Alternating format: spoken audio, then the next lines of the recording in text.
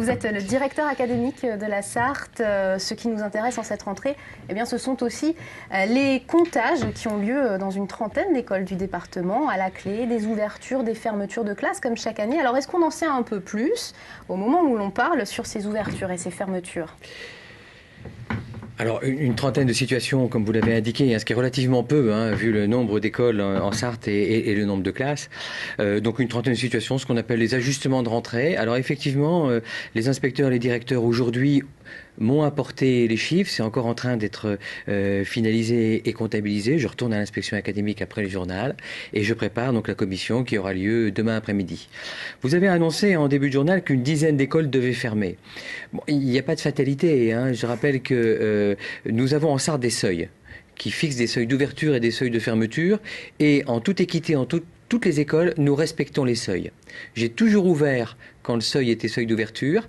Et j'ai fermé quand on était à un seuil de fermeture. Alors justement, on peut peut-être rappeler la règle, parce que si on annonce ce chiffre de 10, c'est qu'il y a une dizaine d'établissements qui étaient à plus ou moins un élève de la fermeture, quoi, ou de l'ouverture, enfin, ou du statu quo. Ça, on aura vraiment le chiffre in fine demain. Bon, il y a encore une fois, il y a des choses qui peuvent évoluer. On le sait, quand une situation est tangente, ni l'inspecteur d'académie, ni le maire, ni le directeur d'école ne peuvent, avec une absolue certitude, dire le chiffre de la rentrée. Il y a des parents qui bougent pendant les vacances, il y a des familles qui font d'autres choix.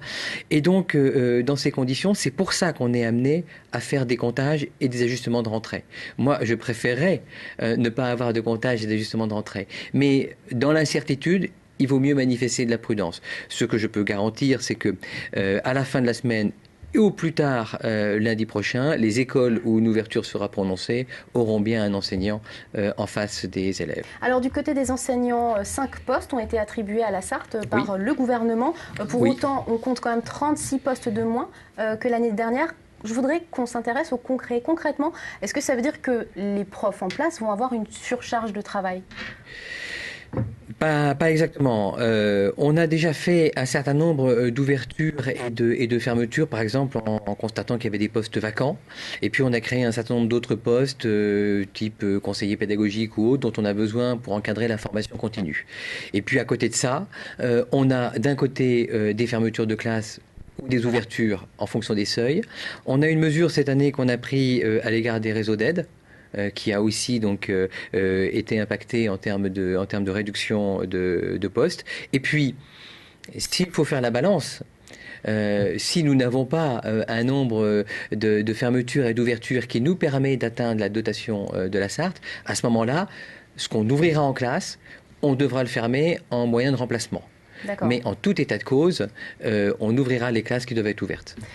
Une dernière question sur l'ADAPI. Hier, sur ce plateau, le président de cette association de parents venait exprimer sa colère.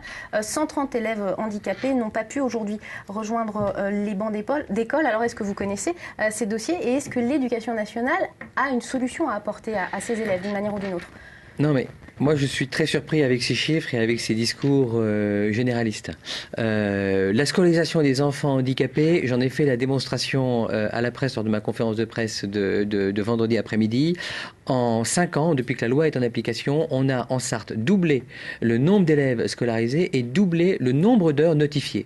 Donc on a été capable non seulement de suivre la scolarisation des enfants handicapés, mais de suivre en termes de moyens. Alors, tous les enfants malgré tout handicapés ne relèvent pas nécessairement de l'enseignement scolaire, que ce soit dans des unités spécialisées type classe d'intégration ou unité d'enseignement spécialisée. On a aussi des établissements qui sont nécessaires, des ITEP, des IME. Où manquent les places dont parle l'ADAPI?